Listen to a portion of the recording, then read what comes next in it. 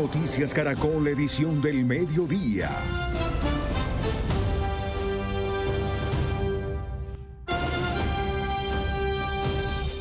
12 del día, 31 minutos. Muy buenas tardes. La noticia en este momento es que el potente huracán Melissa, categoría 5, acaba de tocar tierra hace algunos minutos en Jamaica. Entró por el balneario de Montego Bay con vientos de hasta 300 kilómetros por hora. Avanza a una velocidad de 7 kilómetros por hora, lo que advierte de su gran poder de devastación. Estas son las imágenes que tenemos en vivo desde esta isla caribeña que en este momento enfrenta el poder devastador de este, que es uno de los huracanes más potentes, el segundo, según los expertos, el más mortífero y poderoso en la historia del Atlántico.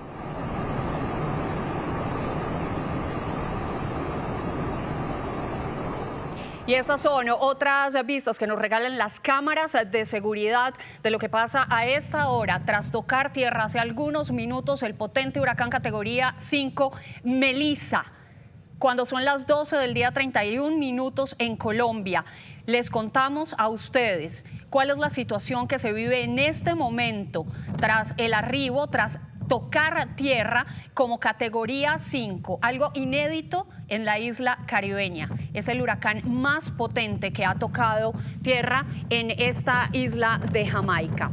El ciclón de mayor intensidad que llega también en pocos minutos a la localidad de Black River, en el noreste de la isla. Las cámaras de seguridad que muestran cómo el mar, las lluvias torrenciales y los vientos huracanados comienzan a embestir esta isla del Caribe.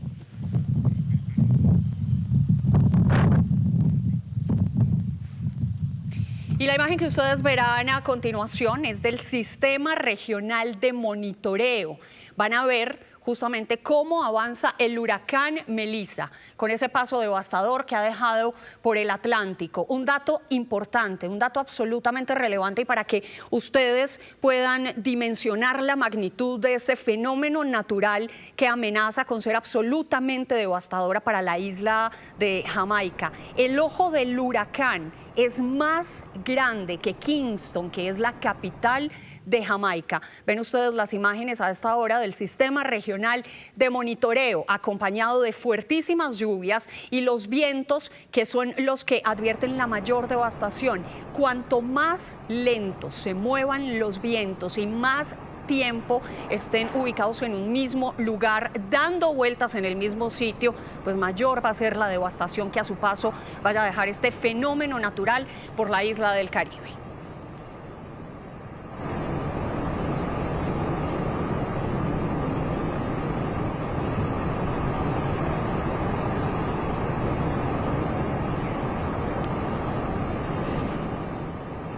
Doce del día, 34 minutos. Se estima que el paso de Melissa deje una devastación total, y lo que ustedes están viendo es el recorrido que ha hecho este fenómeno natural por el Atlántico desde el 25 de octubre hasta el 29, que es hoy cuando finalmente ha tocado tierra en Jamaica, y cómo continuará avanzando hacia el norte.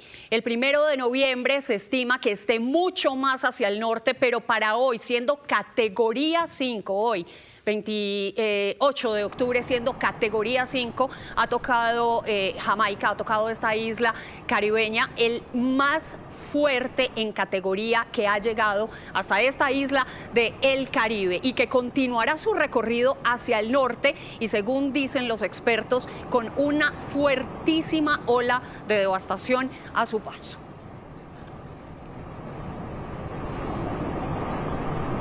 Esas son las imágenes y el sonido de los vientos sostenidos de casi 300 kilómetros por hora que están golpeando a esta hora a la isla caribeña. ¿Cuál es la situación en Jamaica, donde ya 2.800.000 habitantes enfrentan la fuerza de Melissa? Les contamos en el siguiente informe. Esta es la última oportunidad para proteger su vida.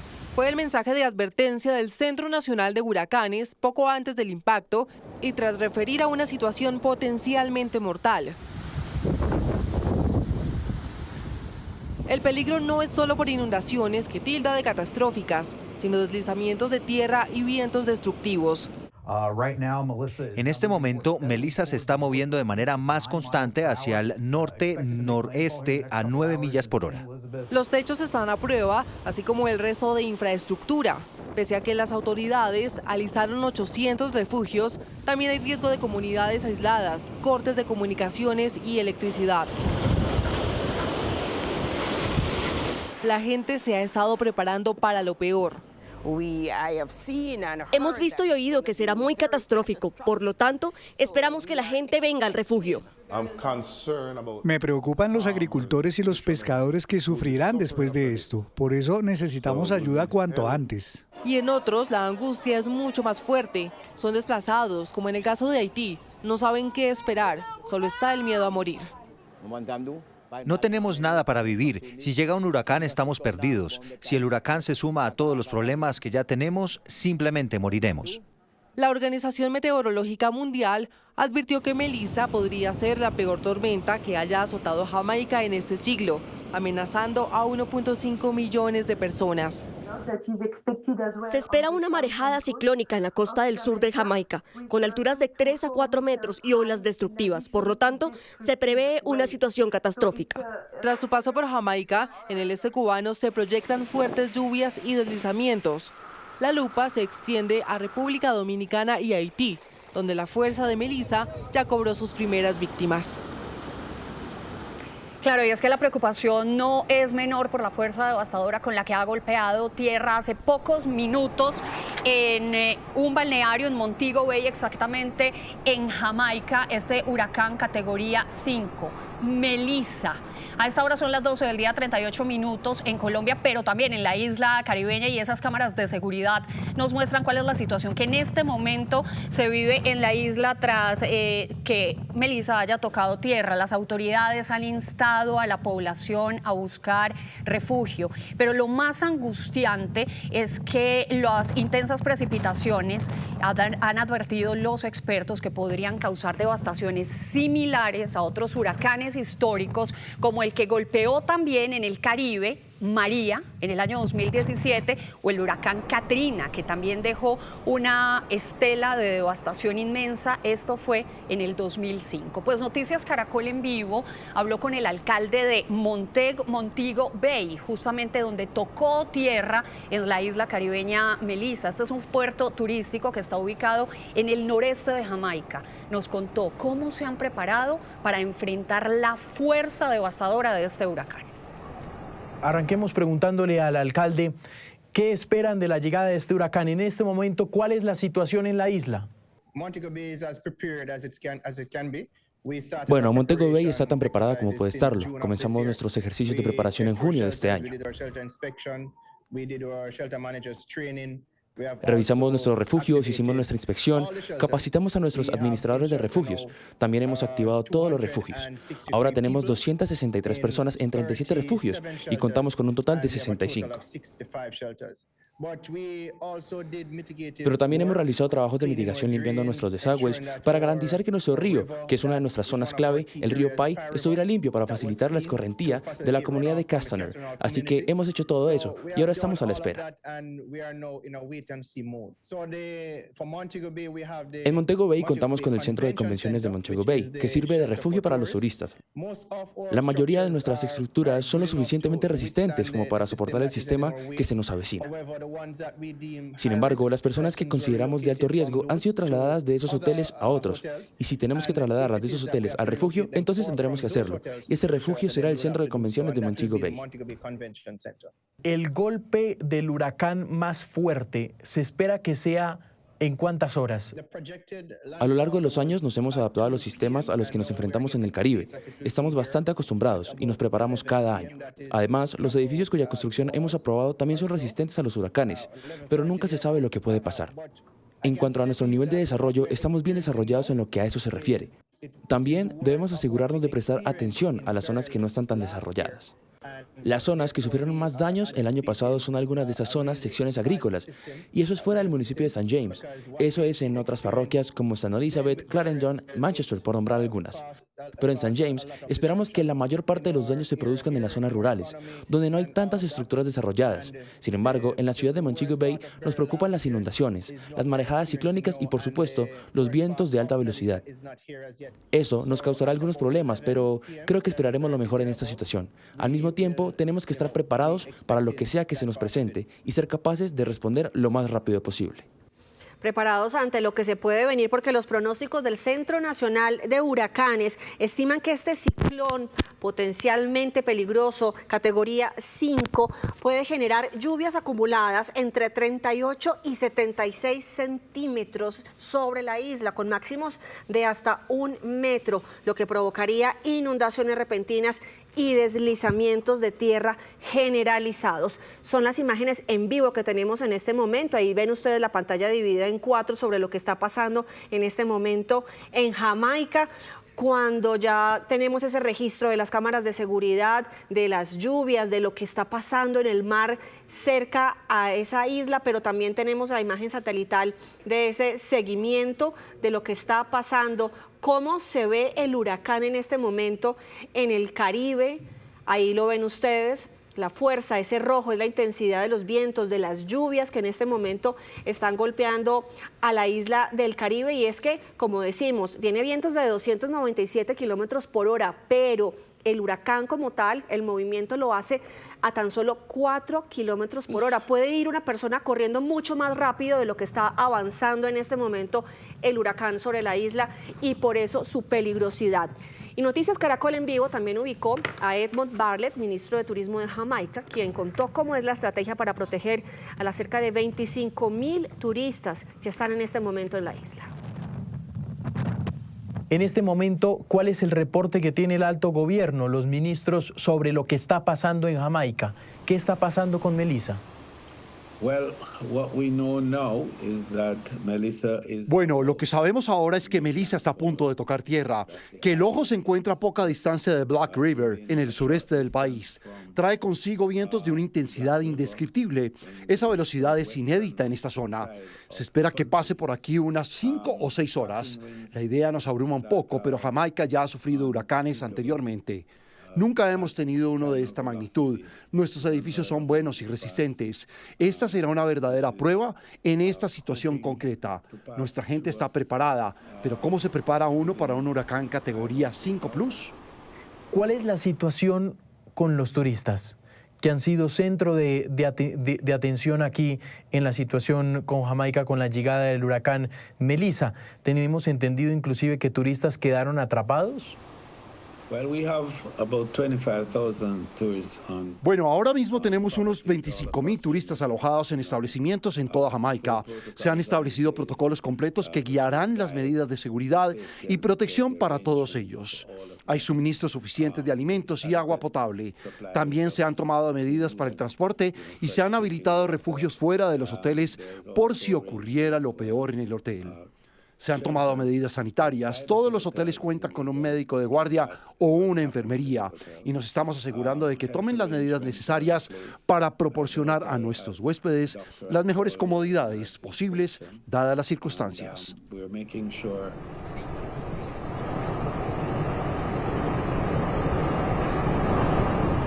12 del día, 45 minutos en Colombia, misma hora en la isla de Jamaica, que ya siente el azote de Melissa. El huracán categoría 5 que hace pocos minutos tocó tierra en uno de los balnearios de esta isla, en Montego Bay. Vamos a hablar con un meteorólogo. Él es el exdirector de alertas y de pronósticos del IDEAM, para entender cuál es la magnitud de este huracán, el cual han advertido los meteorólogos que es uno de los más devastadores que ha tocado el Atlántico. El señor Cristian Uzcategui, que a esta hora nos atiende amablemente. Cristian, muy buenas tardes, bienvenido a Noticias Caracol. ¿Por qué hay tanta alerta con la llegada de Melissa a la isla de Jamaica? ¿Qué significa? 1, que sea categoría 5, y 2, que esté avanzando a 7 kilómetros por hora. Muy buenas tardes, Catalina, Alejandra, un cordial saludo para ustedes y todos los que nos ven. Digamos que allí es importante señalar esa evolución que tuvo este ciclón tropical. que se formó allí muy cerca de Colombia, que se fue hacia la parte norte de forma muy lenta, de forma cuasi estacionaria, inclusive dejando algunas lluvias importantes para nuestro país, afortunadamente en una categoría baja dentro de las fases de un ciclón tropical, apareciendo allí como tormenta tropical. Posteriormente ganó mucha fuerza, se convirtió en huracán y rápidamente pasó de ser categoría 1 a categoría 5. Digamos que en la escala de esos ciclones tropicales y de los huracanes, las categorías 3, 4 y 5 se consideran categorías mayores, es decir, un huracán de categoría mayor está dentro de esas categorías 3, 4 y 5. Adicionalmente, digamos que el tener vientos máximos sostenidos de 295 kilómetros por hora alrededor de su núcleo son vientos que lo hacen un sistema muy destructivo. Y adicionalmente, como para tener una referencia, Iota, que nos afectó de manera reciente, en el 2020, pues alcanzó vientos máximos sostenidos de 240 kilómetros por hora. Es decir, que este es un sistema mucho más potente y que lógicamente puede dejar, además de sus vientos fuertes, mar de fondo, oleaje bastante alto, adicionalmente lluvias significativas, que es lo que se espera en buena parte de Jamaica, ¿no? Pero ese avance tan lento podría significar que pues sea mucho más fuerte e intenso en las horas que viene, o por el contrario, ya al tocar tierra puede perder un poco de peligrosidad y representar menos riesgo para la trayectoria que todavía falta. Normalmente, al tocar tierra, por la fricción que hay con el suelo, tienden a disminuir un poco esos vientos máximos sostenidos. Allí es importante señalar que más allá de esa disminución, la proyección del Centro Nacional de Huracanes es que se mantenga como un huracán de categoría mayor, es decir, que de reducirse podría bajar a una escala 4, sin embargo es, insisto, muy destructivo, y allí tomará un rumbo un poco más noreste y en esa medida impactará en los próximos días el oriente de Cuba. Pero de momento en Jamaica, digamos que esa condición cuasi estacionaria, con viento, con una velocidad de desplazamiento de 7 kilómetros por hora, en el último reporte están dando 15 kilómetros por hora el Centro Nacional de Huracanes, lo cual es favorable en medio de esa condición negativa que tiene el estar allí presente ese ciclón tropical que pasó y sigue allí desplazándose y con unos impactos significativos, como lo muestran las imágenes, ¿no? Sí, y justamente le quería hablar de esas imágenes, Cristian, porque estábamos viendo ese sistema regional de monitoreo y le decíamos a los televidentes que los expertos han advertido que el ojo del huracán es más grande incluso que Kingston, que es la capital de Jamaica. ¿En qué se traduce eso? ¿Qué es lo más peligroso? ¿El ojo del huracán, los vientos que lo circundan? ¿Cómo explicar eso desmenuzadamente? Correcto. El ojo del huracán normalmente tiene unas paredes y en esas paredes es donde se desarrollan los vientos máximos sostenidos. Al interior de ese núcleo, digamos que los vientos son mucho más débiles, pero en la medida que va transitando en cierta dirección, digamos que para el sistema actual desplazándose al noreste, pues lógicamente en la medida que él se desplaza, esos vientos máximos sostenidos en las paredes del ojo golpean esa superficie terrestre por donde se desplaza, ¿no? Y en esa medida, pues los efectos, en especial frente a ese tema de vientos fuertes, pues suelen ser catastróficos. Eso es lo que se está llamando el efecto estadio, Cristian, es decir, que son un poco, digamos, se inclinan hacia afuera las paredes del ojo del huracán.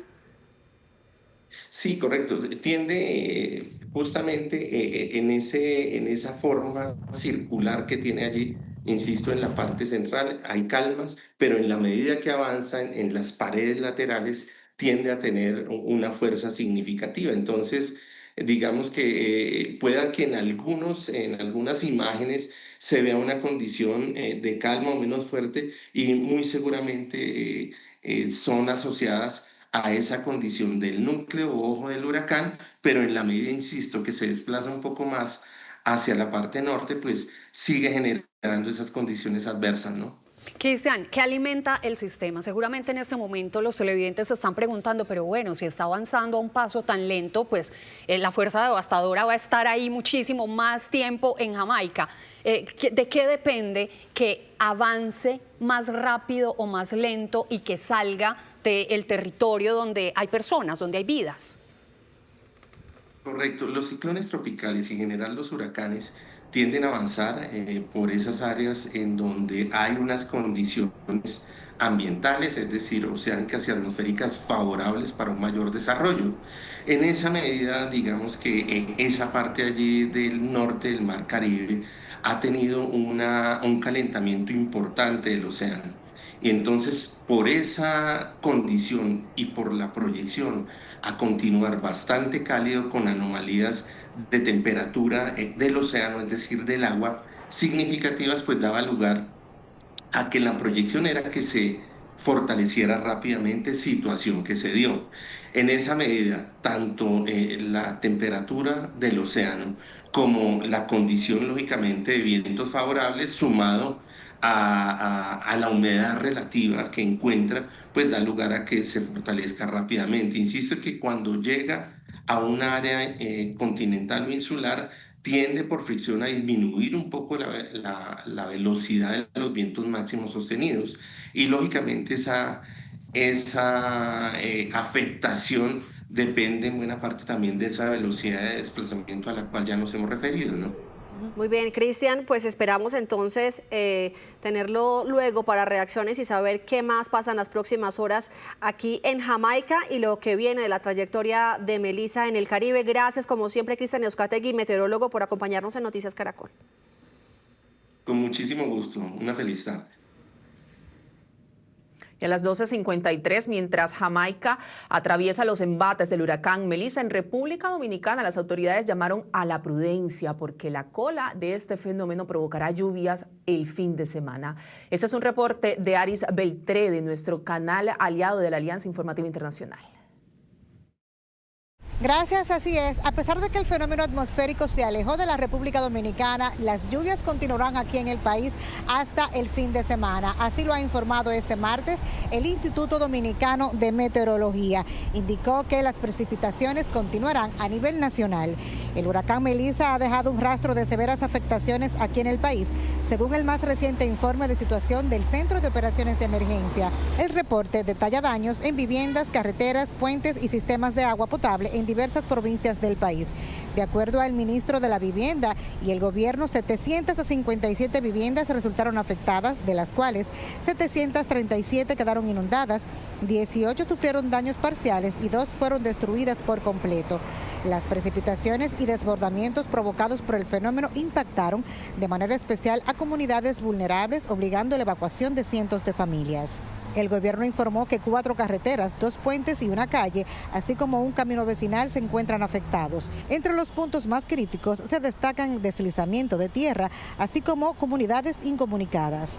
Además, se reportaron 52 acueductos que están fuera de servicios, total o parcial, afectando a más de 501,000 usuarios en todo el país. El informe también registró 3.785 personas desplazadas y evacuadas, 38 alojados en albergues activos en el Distrito Nacional y 48 comunidades incomunicadas a nivel nacional en todo el país.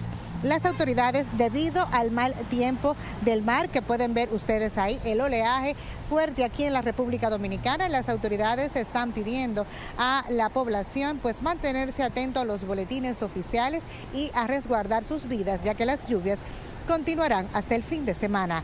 Desde Santo Domingo, República Dominicana, para la Alianza Informativa Latinoamericana, les informó Aris Beltré. Aris, gracias. Y Cuba también espera el impacto de Melissa. Tras su paso por Jamaica, el huracán pasará por la isla, donde más de 600,000 personas han sido evacuadas de las zonas amenazadas. Se prevé que el huracán alcance el extremo oriental de la isla esta noche, tras su paso por Jamaica. El Consejo de Defensa Nacional declaró la fase de alarma en las 6 provincias del este. Se pronostica hasta 1 metro de lluvia, con inundaciones repentinas y deslizamientos de tierra. En Cuba, con dificultades para difundir información preventiva por la falta de electricidad, las autoridades se apresuran con preparativos para recibir los embates de Melissa. Un animalito que tengo por ahí adentro, a ver si se salvan. Empezaron a evacuar a unas 650.000 personas en las provincias amenazadas, donde la población hace acopio de víveres y trata de asegurar con cuerda los techos de sus hogares. Las clases y actividades laborales no esenciales fueron suspendidas. Alborotoso porque es la lluvia, el viento, la furia, todo, y más que estamos cerca del mar, la bulla del mar esa que no se acaba de callar, las 24 horas el mar así con ese flujo. Está mirando el mar ahí mismo como está pegado. Hemos tenido que sacar las cosas de la casa para lugares altos, los animalitos que uno tiene más o menos, porque la vida está dura, tenerlo ahí a ver si las olas no le dan por entrar y lo ahogan, porque no puedo hacer nada. El gobierno cubano desplegó al ejército para llevar a cabo operaciones de recuperación, rescate y limpieza. Para ratificar una vez más la vocación humanista de la revolución y que la revolución en medio de una situación tan difícil como la que está viviendo no deja a nadie atrás y no escatimen recursos en función de proteger la vida de la población. La empresa estatal Unión Eléctrica anunció que desconectará de forma controlada 2 de sus 7 centrales termoeléctricas ante la previsión de que sean impactadas por el huracán Melissa, lo que complica aún más la producción de energía en la isla, que vive una crisis de hace más de un año. La desconexión de estas infraestructuras por motivos de seguridad limitará aún más las capacidades de generación eléctrica.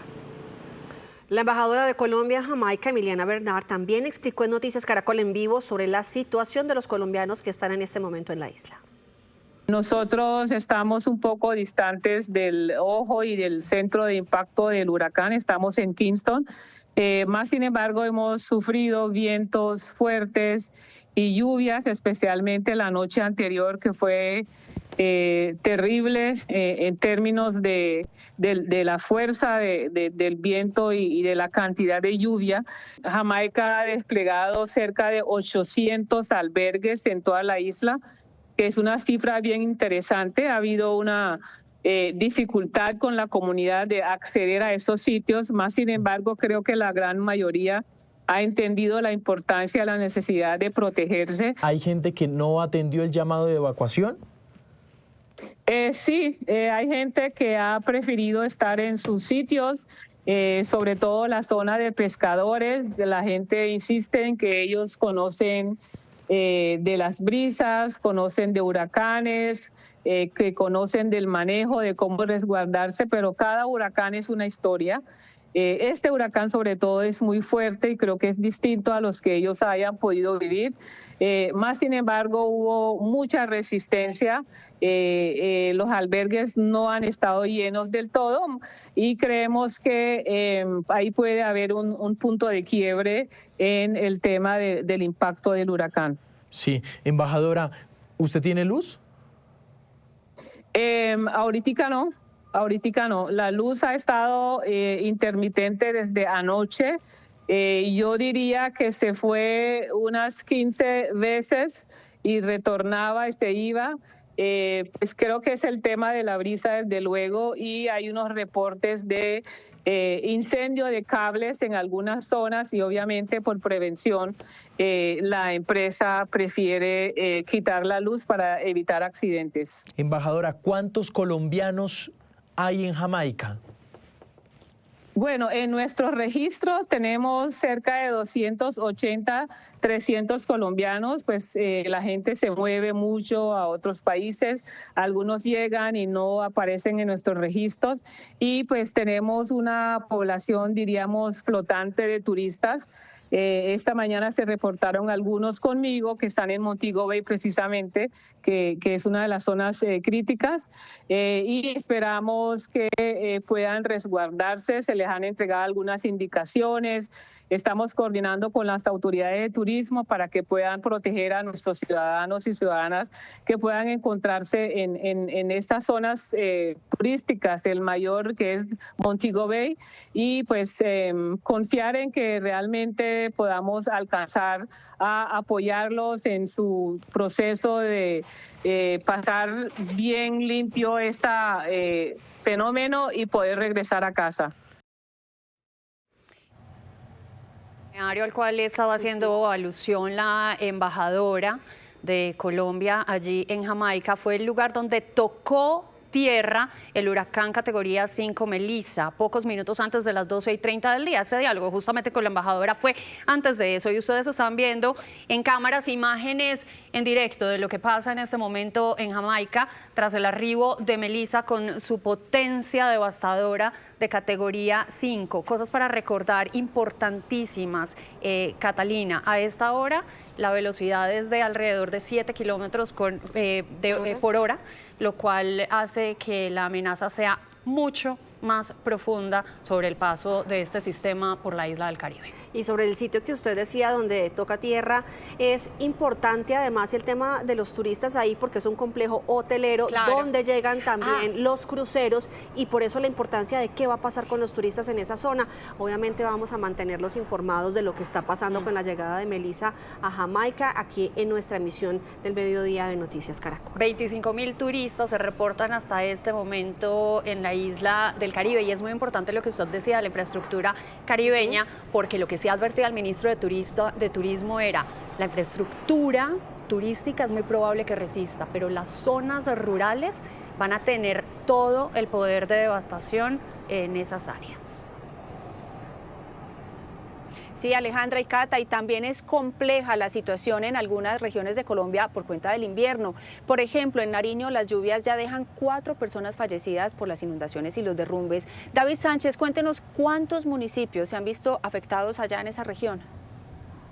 Compañeros y televidentes, son 14 municipios que ya están afectados, pero le doy un dato. Por ejemplo, solo la vía Pasto-Tumaco tiene más de 6 derrumbes que han sido atendidos y que en este momento tienen paso peatonal. Pero es que, por ejemplo, la noche de ayer llovió de manera abundante durante toda la noche y generó emergencias. Ya como usted muy bien lo decía, 4 personas han perdido la vida y las autoridades le han pedido a la ciudadanía estar muy alerta porque las lluvias continuarán. Les contamos. Derrumbos inmensos. Aquí está doña Irma y don José. Tremendo derrumbo. Múltiples emergencias deja la segunda temporada de lluvias en Nariño. 14 municipios han registrado inundaciones y deslizamientos. Se han presentado 10 eventos, de los cuales son 7 por movimientos en masa y 3 inundaciones. Lamentablemente hasta la fecha se han presentado 4 personas fallecidas. La vía Tumaco, así como la vía Panamericana entre Pasto y Popayán, tienen paso restringido, mientras un puente en la zona rural de Policarpa fue arrasado por las aguas. Estamos atendiendo hoy el corredor Junín-Barbacoas, donde se presentan aproximadamente 7 deslizamientos que están siendo evacuados con la maquinaria del departamento. Estamos articulando con otros municipios. Una de las más graves que hoy tenemos es en el corregimiento de Sánchez, en la cordillera, en Policarpa, en donde hay un puente que se fue y que no permite la comunicación de al menos unas 16 veredas. Mientras tanto, en municipios como Zapuyes, cerca a la frontera con Ecuador, se registran heladas y granizadas que afectan decenas de hectáreas de cultivos de papa. La premisa por ahora es salvar vidas. Identificar esos puntos críticos por fenómenos de remoción en masa o inundaciones que requieran la evacuación de personas ubicadas en zona de riesgo. Según el IDEAM, las lluvias continuarán en los próximos meses, lo que mantiene la alerta en el departamento.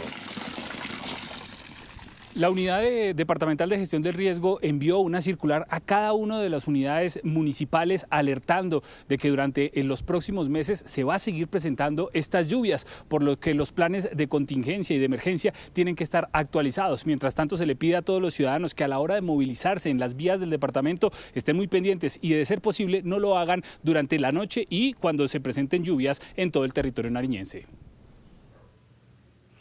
Recomendaciones muy importantes, David. Por supuesto, seguiremos muy atentos a lo que ocurra allá en Nariño. Por su parte, aquí en Antioquia hay luto en el municipio de Dabeiba. Esto es occidente del departamento. La consecuencia de un deslizamiento del lodo generado por las fuertes lluvias. La cifra de muertos y desaparecidos aumenta con el paso de las horas. Mariana Rodríguez, usted está allá en el territorio. ¿Cuál es el saldo de esta tragedia y qué está pasando a esta hora? Tatiana, televidentes, a la 1:05 p.m, los saludamos desde el puesto de mando unificado en la vereda El Toro del municipio de Dabeiba. A unos 7 kilómetros de este lugar ocurrió esta tragedia que hasta el momento deja a 4 personas fallecidas, 3 desaparecidas y 7 personas heridas, 2 de ellas de gravedad. En este momento hay que decir que avanzan y se intensifican las labores de búsqueda aguas abajo porque se cree que las personas desaparecidas podrían estar entonces en alguno de estos puntos del río. Estamos a esta hora con el cabo Wilder García, él es el comandante del Cuerpo de Bomberos del municipio de Frontino que apoya justamente esta labor de búsqueda. Comandante, buenas tardes y pues primero cuéntenme ustedes cómo han estado, cómo ha sido todo y también a esta hora cómo avanzan esas labores de búsqueda. Bienvenido. Muy buenas tardes. Bueno, nosotros iniciamos labores a las 5:30 de la mañana con diferentes cuerpos de bomberos de la zona occidente, Cañas Gordas, Giraldo, Frontino y Dabeiba. Nos dividimos en 2 grupos, somos más o menos 20 unidades las que estamos en campo y nos dividimos en 2 grupos y hemos bajado del sitio donde fueron los hechos río abajo en la búsqueda más o menos de 5,5 kilómetros más o menos. ¿Qué es lo más difícil en medio de toda esta búsqueda? Las condiciones climáticas del terreno está muy lejos de acá, entiendo que son como 2 horas caminando. Sí, bajando al sitio de acá donde estamos hasta el sitio son más o menos 1 hora bajando y de donde está que fue el evento hacia donde están los grupos son por ahí otra hora más o menos. Fuera de eso, ya subiendo, como el camino es tan difícil, se pone más o menos a 2 horas de distancia. Entonces hoy vamos a trabajar más o menos hasta las 4 de la tarde para cuidar el personal, porque climáticamente nos puede afectar. Comandante, gracias y éxitos en esas labores de búsqueda de las que hoy todo el departamento está pendiente, esperando, confiando y creyendo que estas 3 personas reportadas como desaparecidas puedan ser rescatadas, ojalá con vida, en medio de la tragedia que enluta a este municipio del occidente del departamento de Antioquia. Recordemos entonces, saldo hasta ahora, 4 personas fallecidas, 7 heridas y 3 más que en este momento son buscadas y seguirán siendo buscadas hasta encontrarlas, ojalá con vida. Sí, toda nuestra solidaridad con los familiares de esas personas desaparecidas. Muchísimas gracias, Mariana. 1:08 p.m. Y también hay alerta roja en Chocó por las intensas lluvias que tienen a la población pasando penurias. Ya son 18 los municipios afectados en medio de este temporal que se va a extender unas semanas más, de acuerdo con las autoridades. 2 días lleva Yesid Mosquera atendiendo a sus clientes en medio del agua por la creciente súbita del río Atrato. Difícil, vea, vendiendo aquí sobre el agua. Vea que la mayoría de las cosas me mojaron, casi la mayoría de las cosas tuve que botarlas. Unos metros más adelante encontramos a Luz Amparo Romaña, quien debe buscar refugio donde los vecinos porque su casa está inundada. Y cuando vine ya el agua estaba súper montada, se me mojaron los muebles, el colchón, todo eso lo tengo todo mojado. Estamos en el sector de Puerto Arenero, esto es en el barrio San Vicente, en pleno centro de la ciudad de Quibdó. Este es uno de los 20 barrios que en este momento están seriamente afectados por las inundaciones a raíz de la creciente súbita del río Atrato. Dicen los afectados que esta es una situación desesperante porque cada vez que llueve, esto es lo que tienen que vivir, una inundación hasta las rodillas. Eso es muy difícil que se acabe eso porque esas crecientes vienen desde arriba y esto siempre, ayer se desbordó el río muy feo, entonces siempre vamos a tener ese problema. En Bagadó, el panorama es bastante crítico por el desbordamiento del río Andágueda. Los corregimientos más bajos han sido afectados e inundados, en donde las viviendas fueron totalmente anegadas y las parcelas totalmente desaparecidas. Mientras que la comunidad de Boraudo en Lloró espera la reubicación. Alcaldesa, yo estoy en el 2º piso, hace rato estamos con que la comunidad de Boraudo está pidiendo la reubicación y la unidad de riesgo nada que viene. En los últimos 2 días, alrededor de 3.000 familias se han visto afectadas por las lluvias en 18 municipios del Chocó. Se está ayudando a evacuar a las personas que se han visto afectadas con sus enseres los niños, los animales de corral y personas en situación de discapacidad.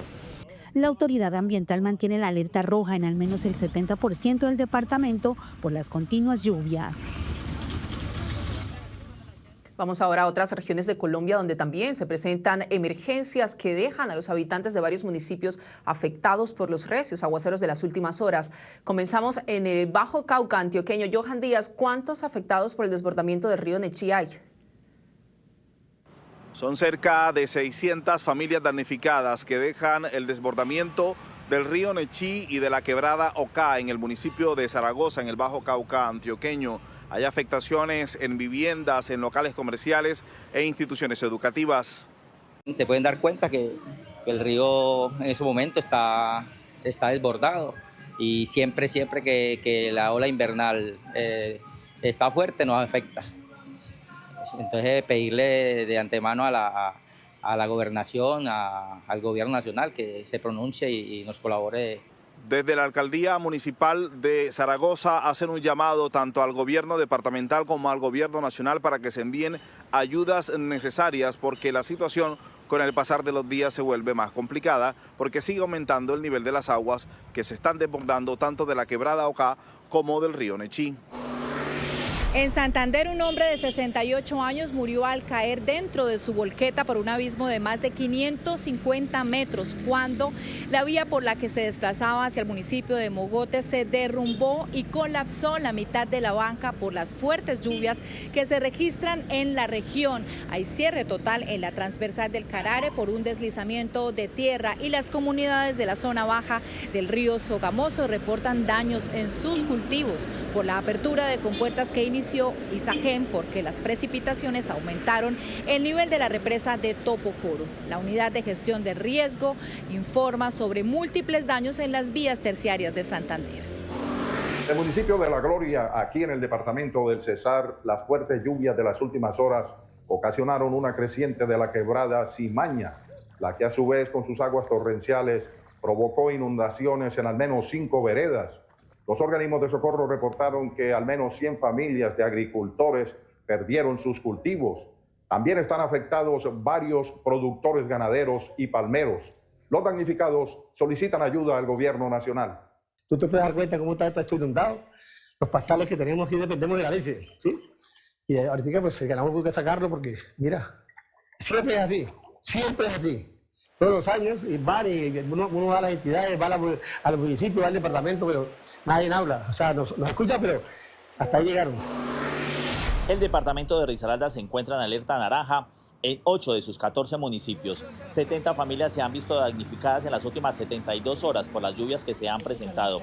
Igualmente, 4 veredas se encuentran incomunicadas y 8 de ellas con paso a un solo carril por los derrumbes que se han presentado en las últimas horas.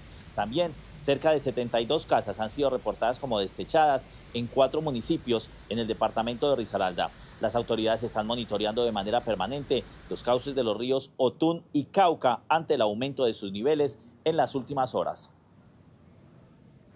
Entre tanto, Santa Marta sufre los coletazos de Melissa. Además de las fuertes lluvias, los vientos han alcanzado una velocidad de 60 kilómetros por hora, lo que afecta a la navegación y los planes de los bañistas que por seguridad han tenido que mantenerse alejados de las playas. Los coletazos de Melissa se evidencian en este video grabado en la playa de Pozos Colorados en el sur de Santa Marta. Las olas llegaban a los 3 metros de altura con potentes ráfagas de viento. Como Defensa Civil, el organismo de socorro emite una serie de recomendaciones a la comunidad con el fin de realizar un aseguramiento de techos, ventanas, con el fin de evitar algún tipo de afectación en viviendas. En la Bahía de los Cocos, en pleno centro de Santa Marta, se presenta mar de leva por el aumento del oleaje con salida al río y la zona litoral. Los pescadores no pueden salir a realizar sus faenas. Tocó cerrar, no hubo operaciones como tal, pues ya al mediodía pues se formó todo este vendaval fuerte. Nos tocó sacar las embarcaciones como tal. El IDEAN advierte que el alto oleaje y la nubosidad continuarán por lo menos durante 2 días. Van a continuar las lluvias generándose en los departamentos de La Guajira, Magdalena y posiblemente Atlántico y algo de nubosidad en Bolívar. Las autoridades piden precaución a los bañistas ante la posibilidad de crecientes súbitas. Y es que a los efectos del huracán Melissa se suma en Colombia otro fenómeno natural, la segunda temporada de lluvias del año, en la que ya nos encontramos desde septiembre. Las alertas por el aumento de las precipitaciones se concentran en la zona norte y andina del país. ¿Hasta cuándo se extenderá esta temporada y cuáles son los departamentos en mayor nivel de alerta? Aquí se los contamos.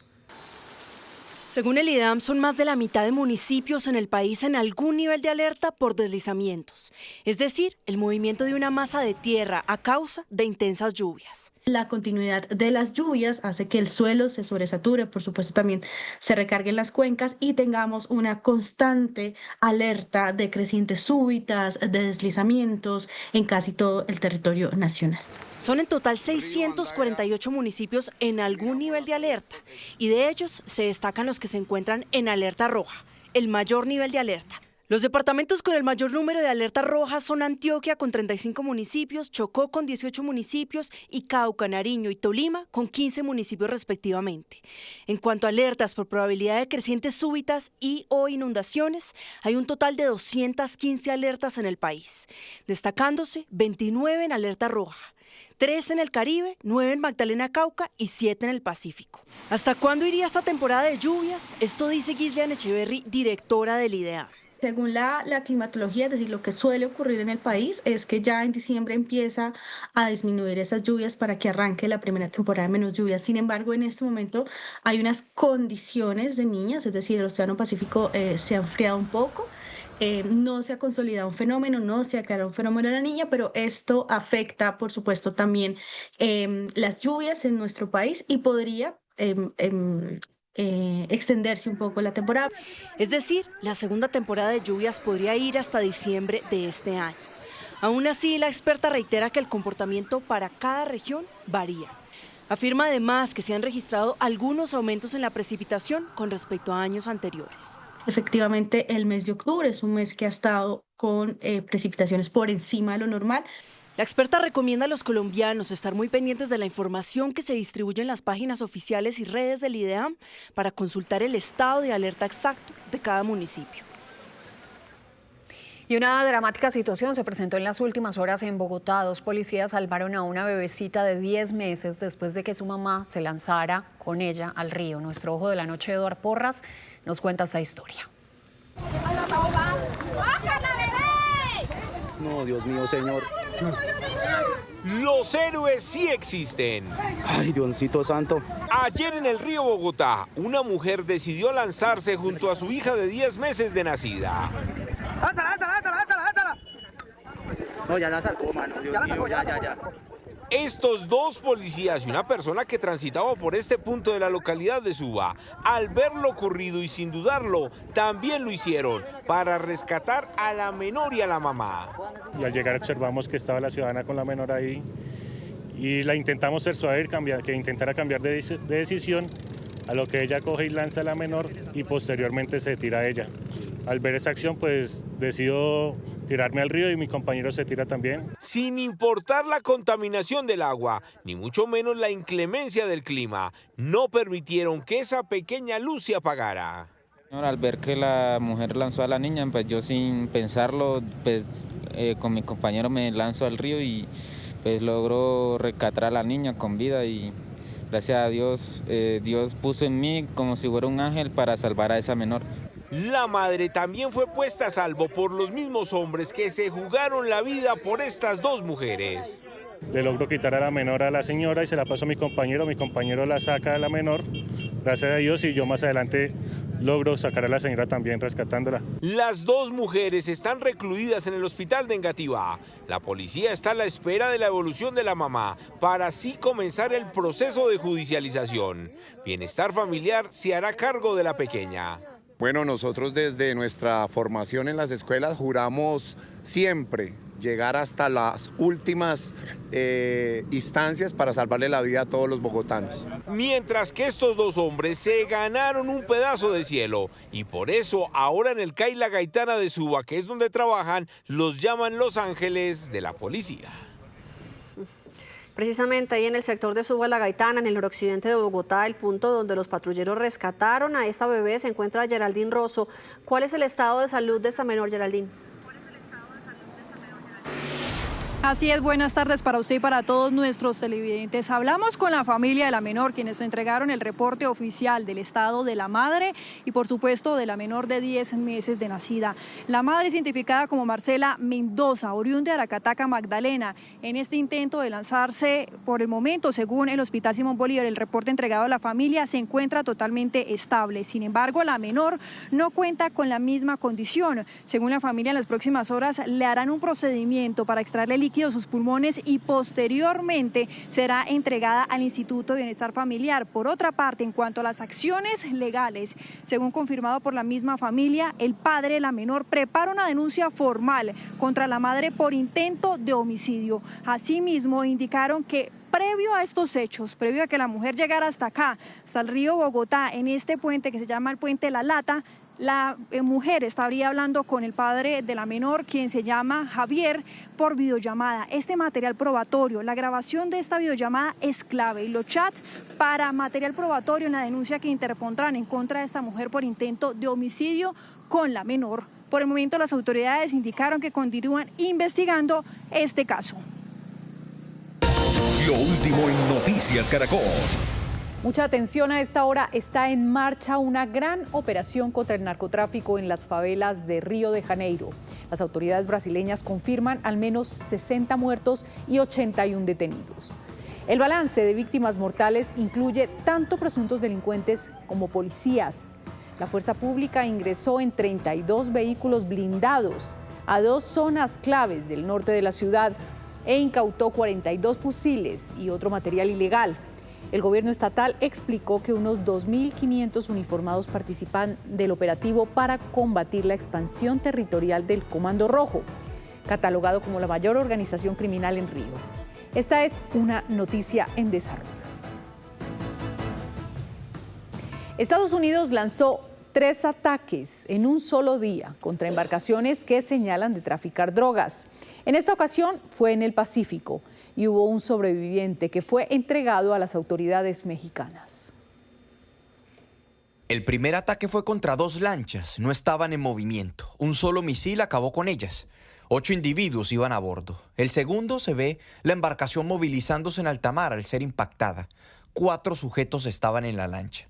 Y el tercer ataque fue contra esta lancha, que aparentemente, por las imágenes, va muy cargada de paquetes blancos. 3 señalados terroristas iban a bordo. En total, estos 3 ataques contra las 4 embarcaciones dejaron 14 muertos y un sobreviviente, aparentemente mexicano, que fue puesto bajo custodia de las autoridades de ese país. Los ataques fueron en el este del Pacífico, en aguas internacionales. Precisamente hace algunas horas, el presidente Trump, desde Japón, reiteró que estos bombardeos no son contra pescadores. Ya ustedes han visto lo que nuestros misiles le hacen a botes, embarcaciones y submarinos. ¿Qué tal eso de los submarinos? Se pone a decir que andaban pescando. Los demócratas de izquierda radical dicen que era un submarino, pero que la gente estaba pescando. Uno no va a pescar en un submarino. Estados Unidos ya ha efectuado 13 ataques, dejando 57 muertos. 8 de los ataques en el Mar Caribe y 5 en el Pacífico. Desde el Congreso exigen a Trump que notifique formalmente el futuro de esta operación. Eso es ilegal. Nosotros no estamos en guerra y no hemos declarado guerra contra Colombia, contra Venezuela. Estos son países que tienen su dignidad, tienen su sovereignty y nosotros no podemos violar eso. Por lo pronto, algunos de los activos militares que Estados Unidos tiene desplegados en el Mar Caribe tuvieron que ser movilizados por cuenta de la amenaza del huracán Melissa, según informó el Comando Sur. Juan Camilo. Venezuela suspendió todos los acuerdos en materia de gas con Trinidad y Tobago. La medida anunciada por Nicolás Maduro es una respuesta al apoyo de la primera ministra de la isla, Kamla Persad-Bissessar, a la ofensiva militar de Estados Unidos en el Caribe. La funcionaria fue acusada de convertir a Trinidad y Tobago en el portaaviones del imperio estadounidense. Venezuela y Trinidad y Tobago firmaron en 2023 un convenio para que la isla pueda explotar el campo Dragón, ubicado en aguas venezolanas, pero la relación se ha venido deteriorando en los últimos meses. Y atención, el primer ministro de Israel, Benjamín Netanyahu, ordenó a su ejército perpetrar nuevos ataques contra la Franja de Gaza que se efectuaron de inmediato. Van hasta el momento 3 bombardeos en los últimos minutos. Esta decisión se tomó después de que Hamás devolviera a Israel parte de los restos de un rehén que ya había sido entregado. Israel culpó al grupo terrorista de violar el acuerdo de cese al fuego mediado por Estados Unidos, Qatar y Egipto. 14 mujeres colombianas fueron rescatadas de una red de trata de personas en México. El rescate se produjo durante un allanamiento en varias propiedades que se sospechaba eran casas de citas. Las mujeres habrían sido enganchadas por una supuesta amiga que les ofreció un empleo bien pago. Fueron trasladadas a Cancún, donde las despojaron de sus pasaportes y fueron forzadas a ofrecer servicios sexuales. Amazon, una de las empresas más grandes del planeta, está sacudiendo el mundo laboral. La multinacional anunció una nueva ola de despidos masivos que comenzaría con 30.000 empleados corporativos esta semana. Al tiempo, reorganiza su estructura e incrementa la inversión en inteligencia artificial y automatización. Son cerca de 30.000 empleados corporativos los que perderán su trabajo en Amazon. Será el recorte más grande en la historia de la compañía. Los despidos afectarán principalmente a departamentos como los de recursos humanos, personal de servicios, mercadeo y operaciones, entre otras áreas. Se calcula que Amazon tiene cerca de 350.000 empleados corporativos en todo el mundo, por lo que esta reducción equivaldría aproximadamente al 10% de su fuerza laboral administrativa. Amazon tiene 1.54 millones de empleados, ¿ok? Así que no es una organización pequeña. Y para ellos esto es un pequeño recorte, pero esto marca lo que viene en el mundo de la tecnología. En junio, el presidente ejecutivo de Amazon señaló que el uso de la inteligencia artificial les permitía reducir mano de obra humana, pero que lejos de reemplazar empleos, se creaban nuevas oportunidades en automatización. Un ejemplo de ello es este evento en el que Amazon presentó su apuesta tecnológica, presentó innovaciones que combinan realidad aumentada e inteligencia artificial, como estas gafas inteligentes con cámaras integradas que muestran instrucciones de navegación y entrega de paquetes en tiempo real, guiando al trabajador paso a paso con precisión hasta la dirección correcta. También estos brazos robóticos impulsados por inteligencia artificial capaces de reconocer, recoger, clasificar y consolidar paquetes con alta precisión, todo desde una sola estación. Esta nueva generación de robots busca acelerar la eficiencia operativa y reducir los tiempos de procesamiento en los centros de distribución. Van a empezar a incorporar la inteligencia artificial cada vez más y, por supuesto, las personas van a ser necesitadas cada vez menos. Así que esto es inevitable. Esto viene y hay que sencillamente empezar a prepararse. En realidad, la ventaja competitiva es a las personas que aprenden a utilizar la inteligencia artificial. En los últimos 3 años, Amazon ha eliminado 27.000 puestos de trabajo, a los que ahora se suman otros 30.000. A la 1:41 de la tarde volvemos con más sobre el huracán Melissa, y es que según el Centro Nacional de Huracanes de Estados Unidos, en su reporte más reciente, está indicando que en este momento el huracán Melissa se está moviendo hacia el norte y noreste de la isla con una velocidad de 13 kilómetros por hora. Y que tiene en este momento los vientos máximos sostenidos de 270 kilómetros por hora. Sigue siendo categoría 5 en la escala Saffir-Simpson y se espera que se vaya debilitando en la medida que el centro del ojo del huracán se vaya moviendo sobre Jamaica, pero sigue siendo extremadamente peligroso. Y un dato muy importante, Cata, acerca de los vientos sostenidos que usted describe.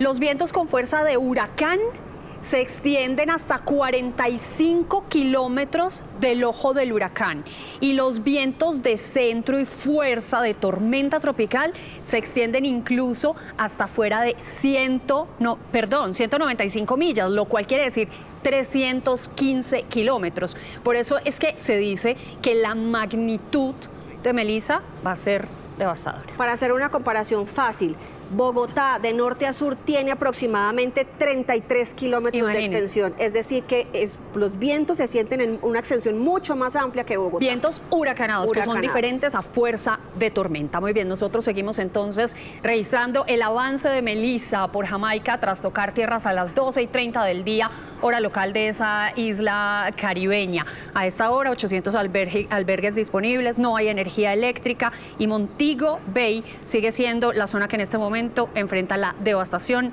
del paso de este sistema.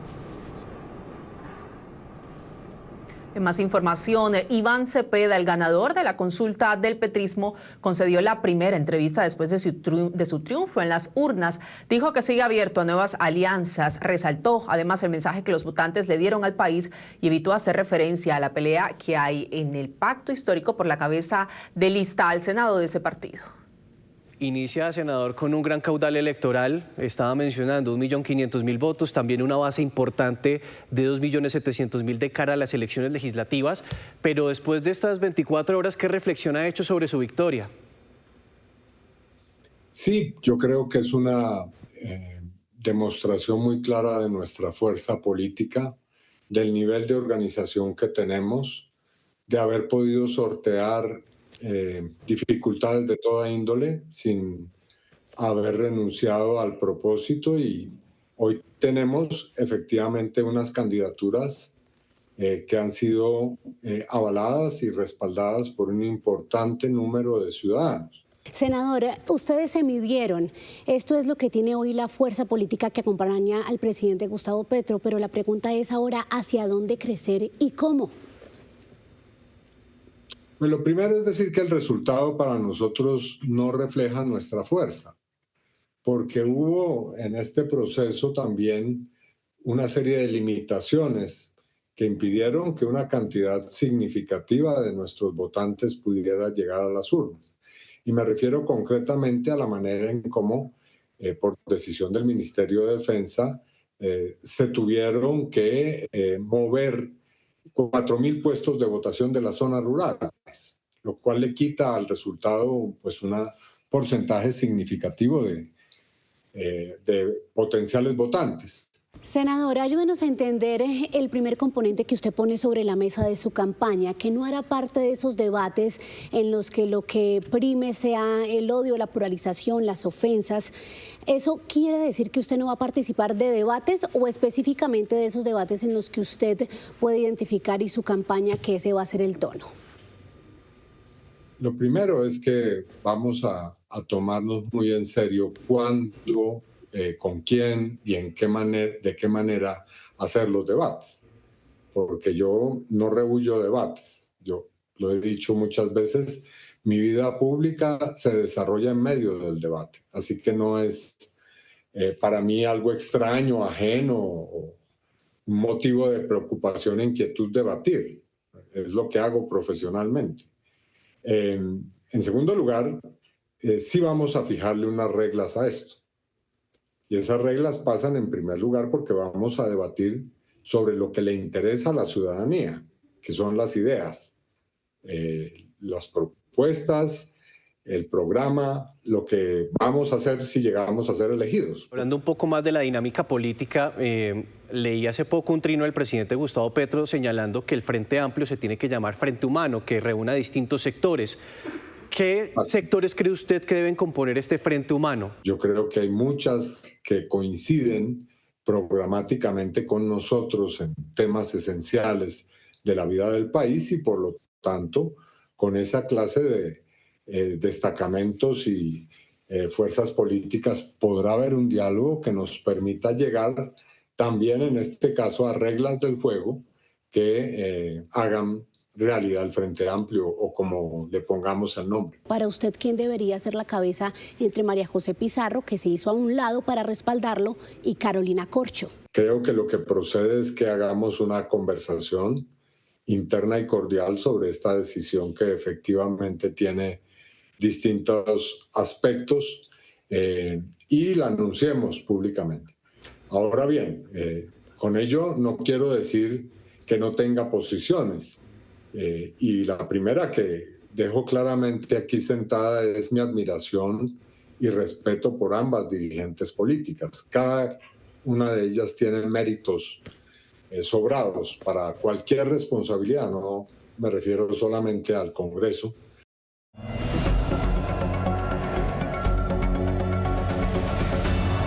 Una 48, arrancamos el radar de la política con lo que acabamos de ver, el fuerte pulso que hay en el pacto histórico por la cabeza de lista al Senado. Aunque previamente se había anunciado entonces que María José Pizarro se bajaba de su candidatura a la consulta para liderar la lista al Congreso, las declaraciones de Carolina Corcho tras la votación del domingo, asumiendo ese lugar después de sacar más de 676.000 votos, le han dado la vuelta a esta fotografía. Sin embargo, hoy en diálogo con Noticias Caracol en Vivo, María José Pizarro recordó que Carolina Corcho despreció esta posibilidad en el pasado, no estaba de acuerdo y resaltó también el valor de la palabra y otra cosa, los votos de la consulta son votos del pacto histórico, así nos lo dijo.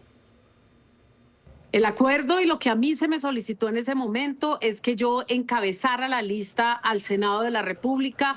Ese fue el acuerdo que yo acepté y con base en eso, pues por supuesto, se radica un acuerdo ante la Registraduría Nacional del Estado Civil. Todas las personas que se inscribieron, pues por supuesto, se inscribieron con base en unos acuerdos. El acuerdo que se realizó para la consulta presidencial, en el cual participó Carolina Corcho, y el acuerdo que se radicó ante el Congreso de la República. Y además es importante, ella siempre manifestó su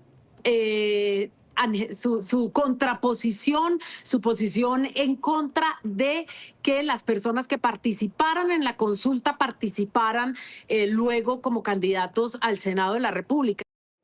El tema ahora es qué va a pasar. Parece que el presidente Petro va a tener que entrar a echar bolígrafo en la lista, a poner orden, porque lo que dice hoy el Comité Político del Pacto Histórico es lo siguiente, que finalmente el comité, conforme al acuerdo radicado ante la registraduría el pasado 26 de septiembre, tomará de manera unitaria y transparente la decisión sobre la cabeza de lista al Senado en sus próximas sesiones, es decir, como si no se hubiera acordado lo de María José Pizarro. Ya veremos qué pasa. Vamos a cambiar de candidatura y hablamos de Mauricio Liscano, que a pesar de ser exministro de este gobierno, hoy de frente le dijo no a la invitación de participar en el Frente Amplio, que ya están conformando o montando las bases Iván Cepeda, Roy Barreras, Clara López, Juan Fernando Cristo y otros aspirantes de la izquierda.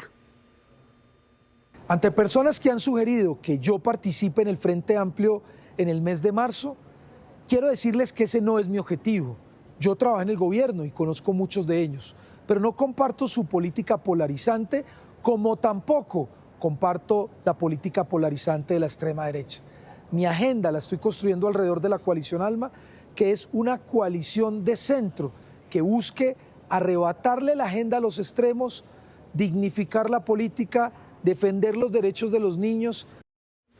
Y hoy en nuestra primera emisión escuchamos aspirantes a la presidencia de otras orillas políticas. Hablamos con Paloma Valencia, que aseguró que están a solo un mes, ya vamos a ver a Paloma, ahí está, de entonces revelar quién será el candidato único del uribismo a través de una encuesta, aunque aún no tienen definida cuál es la firma encuestadora, dice que cumplirán con esa fecha. Pues nosotros vamos a elegir nuestro candidato sin poner a los colombianos a gastarse 200.000 millones de pesos. Vamos a hacer una encuesta interna que nos permita seleccionar a aquel que hoy cuente con el mayor respaldo de los colombianos, y con ese arrancaremos una campaña que en mi caso buscará, si soy la candidata, como así lo espero, una gran coalición que yo creo que hay que pensarla del centro hasta todos los sectores posibles, porque creo que hoy hay que tratar de ganar en primera vuelta. Creo que el gobierno de Gustavo Petro ha sido un gobierno que ha cometido muchos errores, pero fundamentalmente también le ha atacado mucho la institucionalidad, la democracia. Pero también escuchamos a Juan Guillermo Zuluaga de la Fuerza de las Regiones, que dijo que están muy cerca, a días de revelar cuál es el candidato entre los 4 exmandatarios, Héctor Olimpo, Aníbal Gaviria, él y también el exalcalde de Bucaramanga, Juan Carlos Cárdenas. Nosotros somos un grupo muy consolidado de más de 42 liderazgos de todo el país, y creo que fuimos la primera organización política en Colombia que dio muestras de unidad, de coherencia y sobre todo de responsabilidad con el país. A partir del 15 de noviembre inicia la encuesta en todo el territorio nacional. Del 15 al 30 de noviembre vamos a medir los niveles de reconocimiento y aceptación en los colombianos y saldrá un candidato único. Así que el 1 o el 2 de diciembre estaremos anunciando quién es el candidato único de este movimiento, la fuerza de la región. Y cierro con esta decisión de la dirección del partido de la U que sancionó al actual presidente de la Cámara, Julián López, con la suspensión provisional de su militancia por 3 meses luego de que el congresista anunciara la creación del movimiento político La Nueva U con ataques y señalamientos en contra de la gobernadora Dilian Francisca Toro, que el partido le exigió retire ya de todas las redes sociales. Hasta aquí el radar de la política. Alejandra. María Camila, muchísimas gracias. Préstale atención a esta nota porque sé que a usted le va a gustar también, María Camila. La gobernadora del Valle del Cauca anunció una alianza con la operadora de estaciones de combustibles y derivados para beneficiar a refugios de animalitos del departamento. Se trata de un trabajo articulado e intersectorial que tiene como objetivo beneficiar a refugios que hacen parte de la red animalista del Valle, fortaleciendo la labor que realizan para la protección y el bienestar de estos seres sintientes y del medio ambiente. Esto fue lo que dijo la gobernadora Dilian Francisca Toro. Por la compra de gasolina o de cualquier combustible o de cualquier tipo de aceite o lo que sea, cualquier actividad, ellos van a dar un porcentaje para que eso se pueda dedicar a mejorar los refugios, a arreglar los sitios donde están los animales y pues para darle los insumos que se necesitan. Eso es muy importante porque casi siempre las fundaciones y todo lo que cuida a los animales siempre está con dificultades económicas para mejorar sus espacios, pero también pues para poder darles la alimentación que se necesita. La Feria Internacional del Libro de Cali cumple 10 años celebrando la literatura y la cultura en la ciudad, evento que cuenta con una gran agenda para los amantes de las letras. Allí está Stephanie Perlaza. Buenas tardes, adelante. Catalina, televidentes, ¿qué tal? Muy buenas tardes, es un gusto saludarlos a esta hora, 1:55 p.m. Estamos en el Boulevard del Río, que sí, como usted lo decía, se ha tomado la Feria Internacional del Libro, que este año celebra su década, su primera década, promoviendo el arte, la cultura y por supuesto la literatura en la ciudad. Este año Colombia es el país homenajeado, por eso se están también exaltando las obras de los autores y los escritores colombianos. En este Boulevard del Río hay 34 carpas y pabellones dispuestos. Además, se cuenta con 800 eventos para que todas las personas vengan a disfrutar. Aquí la entrada es libre y, por supuesto, esta feria con acceso gratis llega a distintos puntos de la capital vallecaucana. Vean ustedes. Cali vive su semana más literaria. En su 10ª versión, la Feria Internacional del Libro se toma el Boulevard del Río con cientos de visitantes, autores nacionales e internacionales y una programación que la sigue consolidando como una de las librerías al aire libre más grande del país. Tendremos una programación descentralizada en más de 60 espacios de la ciudad, llevando la lectura, el arte y la memoria a todos los territorios.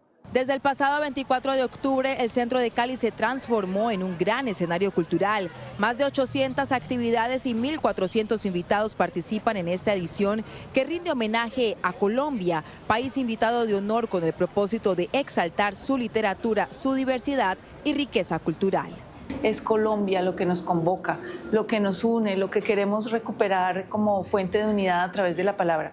Tendremos unos invitados colombianos muy especiales. Talleres infantiles, charlas con escritores, presentaciones de libros, poesía, gastronomía y música hacen parte de la variada agenda que se extiende hasta el 3 de noviembre para el disfrute de los visitantes. Me parece que es un evento muy importante de la ciudad porque estimula en todas las personas la lectura.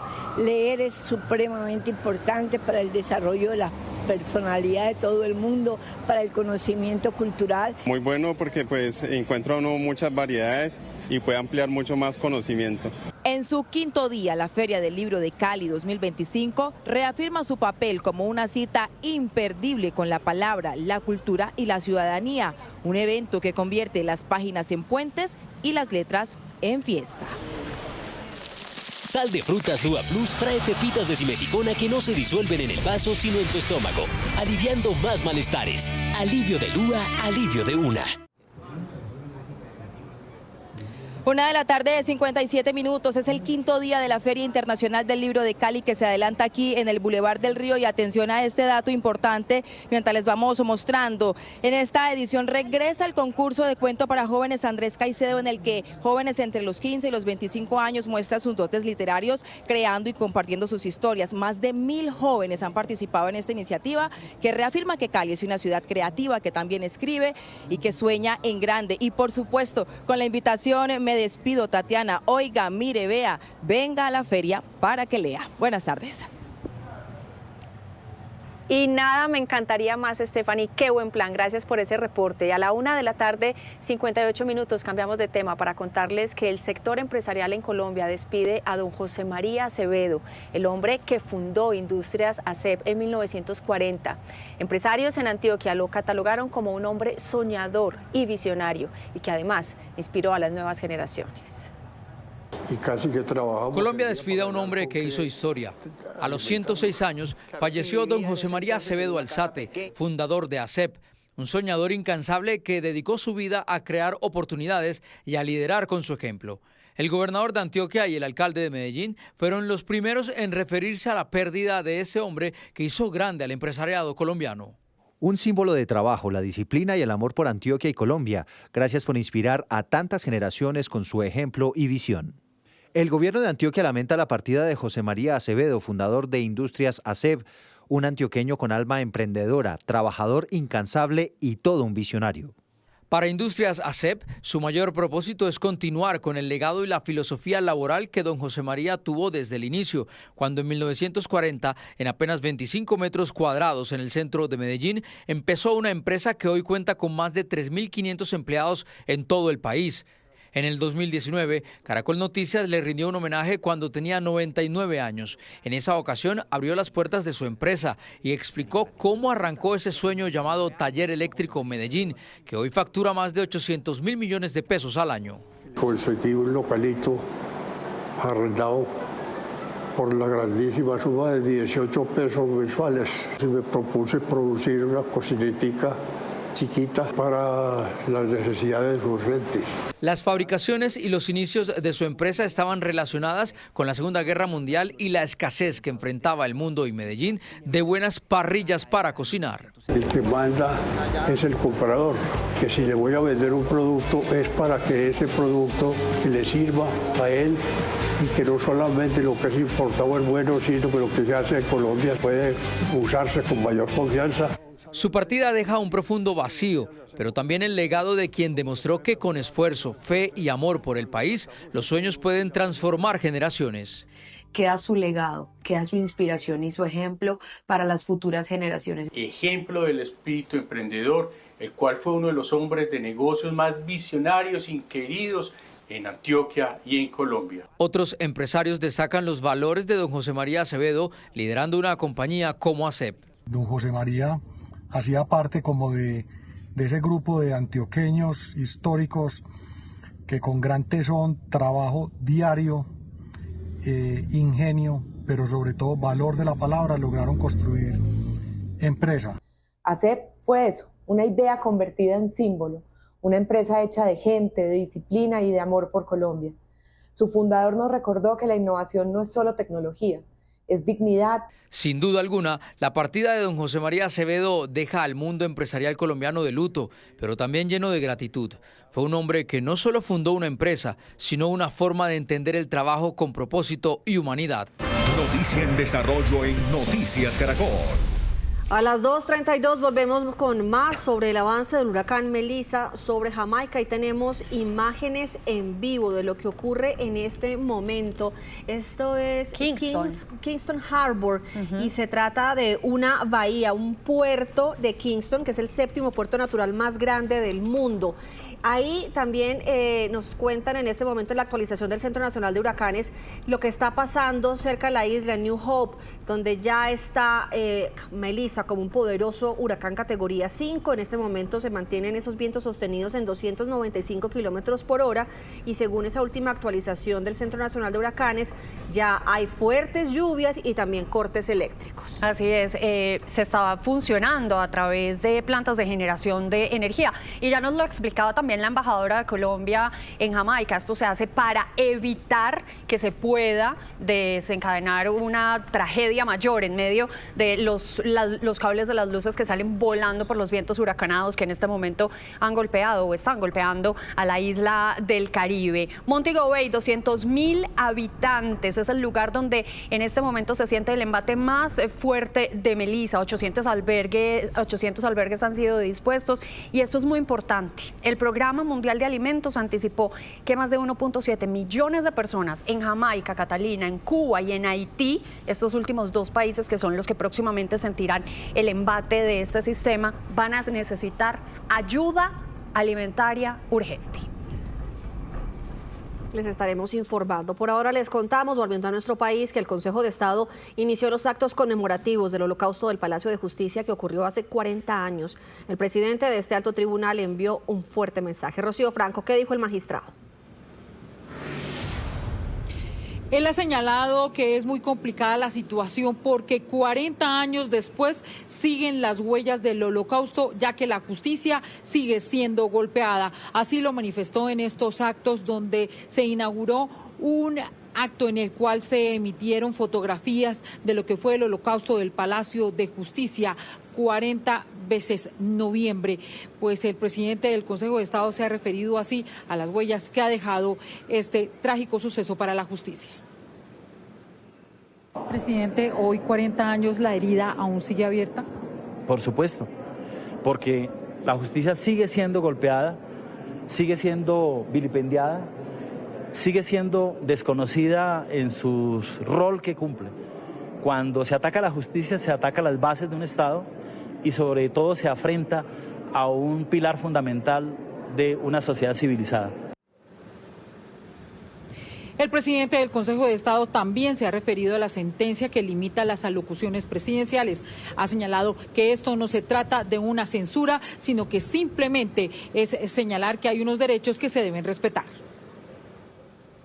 Rocío, gracias. En otros temas, se agudiza la crisis de la salud en norte de Santander.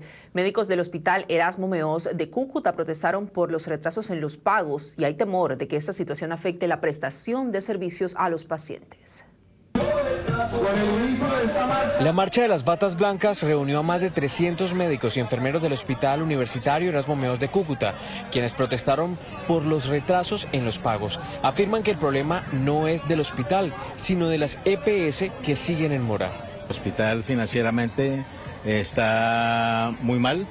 Nos están adeudando una plata muy importante las diferentes EPS, principalmente la nueva EPS. Las directivas del centro hospitalario se pronunciaron sobre esta situación. Pues las deudas en este momento de las EPS son muy grandes al Hospital Universitario Erasmo Meós. A la pregunta precisa, la nueva EPS tiene una deuda por encima de los 80.000 millones de pesos a finales de agosto de este año. Enfermeros y médicos advierten de un posible colapso. Lo más complejo es que en este momento carecemos del pago de proveedores, de insumos, debido a que no se ha contado con la suficiente disponibilidad financiera para poder ejecutar estos salarios y estos pagos. Meós por la grave crisis que viene presentando el sector, donde se está muriendo gente que no debió de haberse muerto porque la desatención que hay es total. Los manifestantes se concentraron frente a Nueva EPS para exigir sus pagos de manera urgente. Y es que el sistema de salud vive con intensidad esta crisis financiera que sigue impactando a millones de pacientes. En las últimas horas, el sector de la industria farmacéutica y los laboratorios denunció que la deuda supera los 4 billones de pesos. Nicole Buitrago, usted tiene los detalles de esta situación. Adelante. Tatiana, buenas tardes. La situación sigue siendo muy crítica para millones de pacientes que llegan a este tipo de dispensarios en busca de sus medicinas y al final no los encuentran, simplemente no encuentran una justificación que sea válida para que se vayan con un poco de tranquilidad. Tienen que pasar largas horas esperando o que esa autorización quede pendiente o que simplemente la fórmula médica no la entreguen completa. Y es que al final es el eslabón que se ve más afectado en toda la cadena del sistema de salud, porque desde el principio los laboratorios pues están registrando que en los últimos 3 meses les adeudan cerca de 4.2 billones de pesos. Sin ese dinero, con esa deuda pendiente, pues la cadena de distribución al final se afecta y son los gestores farmacéuticos, este tipo de dispensarios encargados de esa distribución del medicamento y la CPS los que más le adeudan a estos laboratorios. Escuchemos lo que dijo más temprano Ignacio Gaitán, el director de Afidro. La situación que se está presentando y en Colombia se ha tratado de hablar mucho de desabastecimiento, y en realidad lo que estamos viviendo es una coyuntura de financiamiento del sistema. Esta coyuntura financiera nos está llevando primordialmente a desatender al paciente. Tenemos números de más de 1 millón de quejas aumentadas en este periodo de tiempo. La UPC es insuficiente, en donde el sistema está demandando más recursos por envejecimiento de la población y otros factores, y creo que es hora que nos sentemos a corregirlo. Los laboratorios siguen fabricando los medicamentos están pero no llegan a esta cadena de distribución. Los pacientes siguen sumamente afectados precisamente porque la EPS y el gestor farmacéutico no encuentran un acuerdo comercial para poder distribuirlos en estos puntos que se tratan de la cadena institucional. Hablamos más temprano con muchos de los afiliados que llegan aquí a hacer fila y se van sin su medicina. Yo llevo aproximadamente 8 meses comprándolo en la medicina. Yo tengo cáncer de tiroides y me hacen todo el proceso, digamos, de autorización, pero voy a la farmacia y la respuesta es que no lo tienen. Yo pienso que sí me he sentido mejorado porque yo tengo, por ejemplo, un medicamento que me tienen que aplicar cada 15 días para cuestión de mi problema cardíaco. Y resulta que ya llevo como 2 meses y no ha sido posible que me lo entreguen. Hay en todo lado que no lo hay y tienen que comprar los medicamentos y resulta que al comprarlos uno valen 200 y pico y están muy caros, entonces no justifica. Uno toda la vida pagando para nada, porque imagínese, ahora hoy en día que uno necesita los medicamentos, si no hay medicamentos. Y lo que se preguntan los pacientes es en dónde está quedando esa cotización o esa inversión que hace al sistema de salud desde hace tantos años. Y es que precisamente organizaciones, fundaciones y asociaciones que los representan están pidiendo un acuerdo de forma urgente. Dicen que no hay tiempo y que esto se trata de una crisis sin precedentes. Las crisis humanitarias se resuelven con acuerdos humanitarios. Y hoy, desde la mesa de asociaciones de usuarios, ese es el llamado urgente que hacemos. Es el clamor de miles de colombianos que hoy no están recibiendo sus medicamentos. ¿Y cuáles son las salidas? Auditoría urgente a los operadores logísticos, protocolos claros para la entrega de medicamentos respiratorios, participación activa de asociaciones de pacientes en la vigilancia.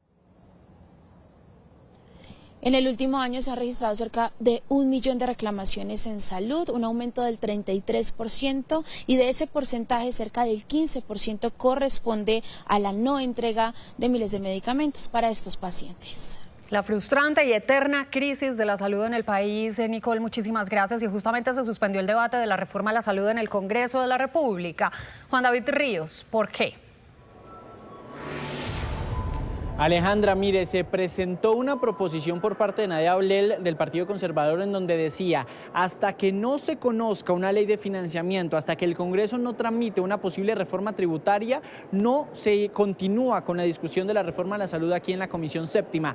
Y así la respaldaron otros 6 congresistas.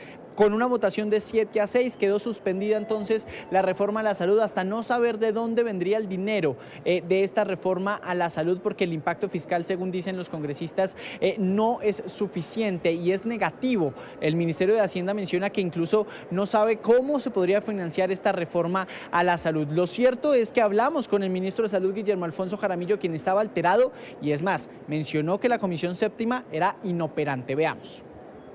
No recordamos como hay que hacer en la laboral y pasarla a otra comisión, porque si esta comisión no ha sido capaz de cumplir con sus funciones, esto es una comisión inoperante. Ya en noviembre le entregó la Cámara de Representantes el proyecto. Va a cumplir un año, es totalmente inoperante. Lo único que hacen es obstaculizar. Un año lleva la reforma a la salud aquí en Comisión Séptima, no ha pasado por lo menos de una discusión de una ponencia de archivo, quedó suspendida a la espera de una ley de financiamiento. Los congresistas de la oposición dicen que es la misma reforma que se hundió anteriormente porque tiene hasta el mismo título y hasta las mismas palabras. Esto dicen los congresistas. Nos estamos beneficiando de algo al hecho de rechazar una reforma que ya fue rechazada en el seno de la comisión y que nuevamente la presentan con las mismas falencias y que prácticamente con el mismo escrito y las mismas palabras.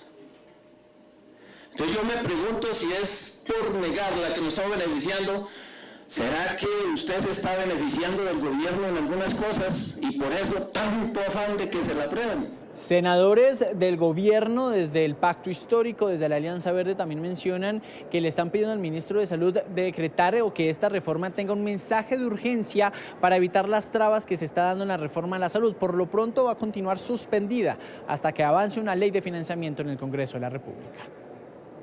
El sobrepeso y la obesidad no son solo cuestión de kilos. Además de afectar la salud física, impacta la sexualidad, el deseo y la función sexual de hombres y mujeres. El sobrepeso y la obesidad, además de ser factores de riesgo determinantes para enfermedades como las cardiovasculares, la diabetes y algunos tipos de cáncer, también lo son para la función sexual. Es un proceso que podríamos definir como inflamatorio y esa inflamación genera una serie de sustancias que, para decirlo claramente, puede producir que los tejidos que se encargan de formar las hormonas sexuales no las produzcan. Es decir, cuando uno tiene sobrepeso y obesidad, los niveles de testosterona, que es la gasolina, lo que mueve el deseo, están disminuidos y las personas encuentran disminución del deseo sexual. Según el sexólogo Fernando Rosero, en nuestro país 8 de cada 10 personas con obesidad y sobrepeso tienen alguna afectación en la función sexual y 1 de cada 2 está insatisfecha con su vida sexual. Dentro de esa misma inflamación, estas sustancias que se generan van a ir a los vasos sanguíneos que se encargan de la erección y la lubricación, haciendo que los hombres tengan dificultad para poder tener y mantener una erección y para que las mujeres puedan tener o mantener una lubricación. Las consecuencias del exceso de peso empiezan desde la infancia. Tiene que ver con un desarrollo hormonal que los puede terminar afectando. Los desarrollos sexuales que se dan en algún momento en específico en los niños que tienen sobrepeso y obesidad están afectados precisamente y por alteraciones hormonales asociadas al sobrepeso y la obesidad, que en la medida en la que los tratemos más primariamente o que impidamos que tenga sobrepeso y obesidad, pues va a ser muchísimo mejor.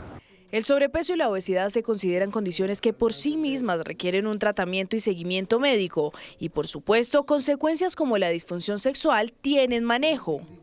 Si la persona tiene disminución del deseo, yo le puedo dar algo para ir mejorando el deseo. Si tiene una dificultad para la erección, yo le puedo ir dando algo para mejorar la erección o la lubricación. Pero hay que tener en cuenta y claramente lo siguiente: ese medicamento va a ser una ayuda transitoria si yo no corrijo el sobrepeso y la obesidad, porque a largo plazo ese medicamento va a dejar de funcionar. Entonces el éxito se obtiene en la medida en la que yo corrijo el problema de base. Que quede claro, los kilos de más no son un tema solo estético. Noticia en desarrollo en Noticias Caracol. Tu imágenes en vivo a esta hora, 3:13 de la tarde en Colombia, de lo que está pasando en Jamaica. El huracán Melissa, que golpeó este país del Caribe con casi 300 kilómetros por hora, se convirtió en el fenómeno natural más poderoso en golpear la isla desde que se tiene registros. Este potente huracán rompió récords en vientos, presión y lluvias en el Caribe. Incluso la Agencia Meteorológica de Naciones Unidas ha catalogado a Melissa como la tormenta del siglo para Jamaica. La compañía de servicios públicos de ese país elevó a 240.000 las personas que en este momento están sin energía eléctrica. Por eso Naciones Unidas también advierte que cerca de 1.7 millones de personas podrían resultar damnificadas y necesitar ayuda urgente, no solo en la isla, sino también en Haití y en Cuba, donde se prevé que llegue en las próximas horas. Justamente se espera, Catalina, que comiencen las condiciones de tormenta tropical en el este de Cuba, como usted dice, en las próximas horas, y condiciones de huracán solamente en el área bajo advertencia de huracán a partir de esta misma noche. Eso para el caso de Cuba, reiteramos. Y condiciones de tormenta tropical en Haití en la tarde de esta noche y la madrugada de mañana miércoles. Y para el caso de Bahamas, durante mañana miércoles, todo el día hay alerta de condiciones de huracán en el sureste y centro de esa isla. 3 de la tarde, 14 minutos. Hablamos de lo que ocurre en el panorama nacional. A 64 ascendió la cifra de muertos en un mega operativo judicial contra el narcotráfico en las favelas de Río de Janeiro. 4 de ellos son policías. Se trata de la operación letal que se ha llevado a cabo en esa ciudad, donde las autoridades suelen dar golpes a gran escala contra este tipo de delitos, contra el narcotráfico. Según el gobierno estatal, el objetivo era la organización criminal Comando Rojo, y en los próximos días Río será escenario de varios eventos relacionados con la cumbre climática de las Naciones Unidas, conocidas como la COP30, que se va a llevar a cabo en la ciudad brasileña de Belém.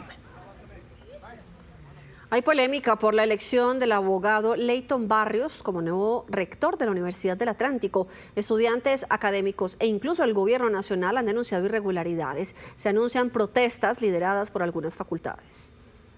El proceso de elección del nuevo rector de la Universidad del Atlántico no cayó muy bien en algunos sectores. No vamos a permitir por ninguna circunstancia que ningún clan político ejerza decisión y control de nuestra Universidad del Atlántico, que le pertenece a la ciudadanía, a las poblaciones vulnerables, a las bases populares. El analista Horacio Brieva aseguró que hay un pulso político. Están los char, se habla también de Eduardo Pulgar.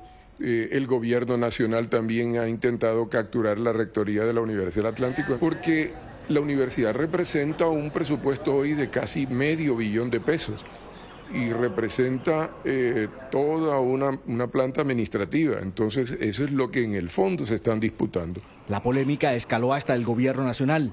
El ministro del Interior, Armando Benedetti, anunció que demandará la elección. No me gusta la noticia para absolutamente nada. Sigue quedando la rectoría en la misma casa política. Las universidades no están para que queden en las casas políticas. Sin embargo, el gobernador del Atlántico señaló que todo se dio en el marco de la transparencia. Se efectuó teniendo en cuenta que ya se habían agotado todos los trámites de decisiones de las recusaciones enviadas a la Procuraduría Regional del Atlántico. Por lo tanto, no existían fallos de tutela que suspendieran la designación, y el Comité de Credenciales nos indicó que había dado respuestas sobre la verificación de requisitos. El nuevo rector designado es el abogado Leyton Barrios, quien se desempeñaba como secretario de Educación del Atlántico. Varias facultades se encuentran en asamblea permanente y anuncian protestas pacíficas para rechazar esta designación. El llamado de expresidentes de Ecopetrol, exministros de Minas y expertos del sector sobre la preocupación sobre la idea del presidente Petro de vender la participación de Ecopetrol, de uno de los grandes negocios en Estados Unidos, ya hizo efecto. La Contraloría le pide a la petrolera estatal que exponga las razones técnicas, las económicas y las jurídicas de este plan de venta. Desde 2019, Ecopetrol selló una alianza con la multinacional Oxy para ser socios en la explotación de petróleo mediante la técnica de fracking en la llamada cuenca del Permian en Estados Unidos. 6 años después, hay revuelo, porque el presidente Gustavo Petro insiste en vender la participación de la petrolera colombiana en este negocio. La Contraloría le pidió a Ecopetrol explicar las razones técnicas, económicas y jurídicas que sustentan la idea de salir del negocio. Pero la misma Contraloría advierte que ese contrato representa el 15% de la producción y que es uno de los activos más rentables de la compañía. Inclusive, advierte que vender ese activo podría significar el desplome del 30% del valor de la acción de Ecopetrol y afectar la sostenibilidad financiera de la empresa. A estas advertencias del organismo de control fiscal se suman críticas de muchos expertos contra la posible venta. Y lo que está haciendo la Contraloría es recogiendo las preocupaciones de la gente, los analistas, de los que han expresado dudas frente a la operación, para asegurarse que cualquier intento de venta, si formalmente lo hay, más allá de la solicitud del presidente, si cualquier intento de venta está bien respaldado por cifras técnicas, por análisis objetivos, por conveniencia para Ecopetrol. Además, advierten los expertos que reemplazar los 115.000 barriles diarios de hidrocarburos que aporta ese campo no será fácil. Y en esta situación fiscal tan dura que tenemos, uno tiene que pensar si va a dejar a Ecopetrol con una menor capacidad de hacer esos aportes hacia el futuro, ¿no? Y más si esto se hace paralelamente pensando en salirse de un activo estratégico y muy importante, muy dinámico para Ecopetrol. Y no se conoce qué otro negocio tiene Ecopetrol en el pipeline, en la carpeta, que pueda sustituir en el inmediato plazo esta participación, que es su principal activo. Por lo tanto, el detrimento no solamente sería para todos los accionistas, sino también obviamente para el gobierno nacional. Recientemente, más de 70 expresidentes de Ecopetrol y expertos del sector energético firmaron esta carta cuestionando que el presidente Petro pretenda que Ecopetrol salga de una de sus inversiones más estratégicas y más rentables. La policía desarticuló una banda dedicada a reclutar y convertir en expendedores de droga a niños de colegios en Yopal Casanare. La jefe de la banda, según las autoridades, es una madre cabeza de hogar y tenía detención domiciliaria. Esta no es una reunión cotidiana de madres de familia cerca a un colegio en Yopal Casanare. Aquí, estas madres, increíblemente, están distribuyendo marihuana y bazuco a jóvenes que fueron reclutados por ellas mismas para vender la droga a estudiantes de varias escuelas del municipio. La venta de la droga es coordinada por esta mujer, alias La Triste, quien debajo de su jean porta un brazalete del IMPEC, ya que por ser madre cabeza de hogar de 4 niños entre los 4 y 13 años, goza del beneficio de casa por cárcel, tras ser capturada por hurto, entre otros delitos. Alias La Triste, además de reclutar a los menores y adolescentes, los ubicaba en esquinas de colegios de Yopal para comercializar marihuana y bazuco. Su modalidad era la venta mediante menudeo y venta a domicilio, lo que les permitía llegar a un mayor número de clientes y evadir la detección de las autoridades. La proximidad al colegio indica que la banda buscaba aprovecharse de la presencia de los jóvenes y de los estudiantes del sector. Tras un año de seguimientos, la policía capturó a la jefe de la banda, alias La Triste, y a 7 de sus cómplices. Tenían antecedentes por los delitos de tráfico de estupefacientes, hurto, lesiones personales, y esto podría indicar que esta banda estaba compuesta por individuos con amplia experiencia en actividades delictivas. Un juez envió a los capturados a un centro penitenciario, incluida la jefe de la banda. Hoy se cumplen 2 años de la tragedia de Gamarra, Cesar, donde una mujer murió quemada luego de que un hombre lanzara un garrafón con gasolina contra la sede de la registraduría justo un día antes de las elecciones territoriales de 2023. Juan Pablo Contreras nos envió el siguiente reporte. ¿Qué tal? Muy buenas tardes, los saludamos en este momento desde el municipio de Gamarra, aquí en Cesar, donde se conmemoran 2 años de un hecho atroz. Hoy exactamente hace 2 años delincuentes llegaron hasta este punto de la Registraduría Nacional y lanzaron una pipeta llena de combustible con un fósforo al interior de la Registraduría, justamente cuando habían 3 funcionarias de la Registraduría al interior de la infraestructura. Una de ellas murió y 2 quedaron gravemente heridas. Aquí en el pueblo todavía hay gran dolor a recordar esta fecha, pues este momento tan doloroso para no solo las familias, sino para toda la comunidad en general. Aquí también estuvo el registrador nacional Hernán Penagos, también ofreciendo pues su sentido de disculpas a las víctimas, también ofreciéndoles perdón por todo esto que ocurrió y pues pidiendo no solo a las víctimas, sino al país en general que las próximas elecciones no sean un episodio y un escenario de violencia, sino que sea un escenario de paz. Él pide que lo ocurrido hace 2 años, un día antes de las elecciones, no se repita. Nosotros hablamos con la hermana de Duperli Arévalo, la mujer que murió al interior de este recinto de la registraduría, y esto fue lo que nos dijo. Mi hermana me estaba escribiendo, Duperli, y me decía, niña, ora mucho porque aquí afuera hay una manifestación. Y yo dije, ¿cómo así? Dijo, sí, la gente está rebeldizada, ella me escribía, yo le mandé un audio y me decía, no me mandes audio.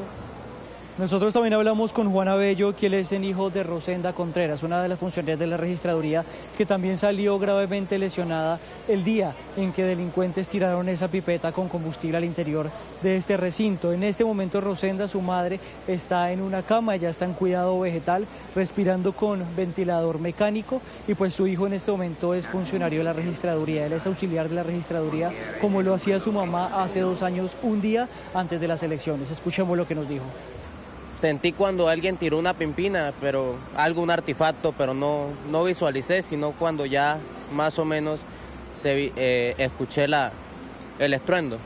Y el homenaje durante el día de hoy con misas y con un acto conmemorativo aquí frente a la registraduría de Gamarra también fue para Ofelia Patricia Castro, quien hace 2 años era la registradora de acá de este municipio y quien sufrió quemaduras de 2º y 3er grado en su cuerpo. Ella no pudo asistir el día de hoy debido pues a todas las lesiones que aún tiene producto del accionar de delincuentes hace 2 años en este punto de la registraduría. La registraduría, como parte de apoyo y como mensaje también de cara a las elecciones, ha pedido respeto no solo por la registraduría de Gamarra, sino por las de todas las del país, asegurando que pedir respeto por la registraduría es también pedir respeto por la democracia. 3 de la tarde, 25 minutos. La inclusión se sube a 2 ruedas en Susa, en Cundinamarca. Esta iniciativa de un hombre con discapacidad visual se transforma en bicicletas adaptadas de uso diario para personas con movilidad reducida o neurodivergentes. Una actividad que también se ha convertido en una nueva forma de... Hola, mi nombre es Edwin Ballesteros Ramírez y esta es mi historia. Esta iniciativa nace de la necesidad de que las personas que tienen discapacidades tengan una alternativa diferente para hacer diferentes cosas y diferentes actividades. Edwin Ballesteros sufre de baja visión y desde Susa, Cundinamarca, aporta a la comunidad con bicicletas adaptadas que él mismo diseña.